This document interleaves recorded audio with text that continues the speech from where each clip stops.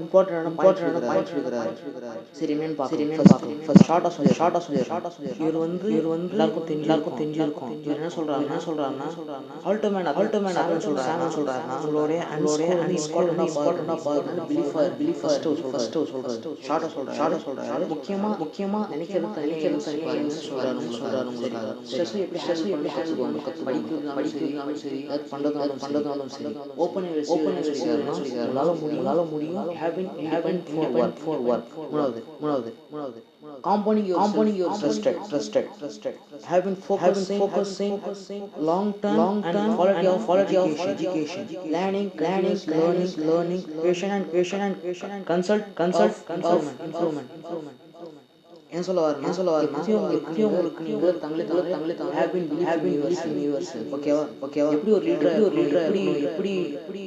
எப்படி நம்ம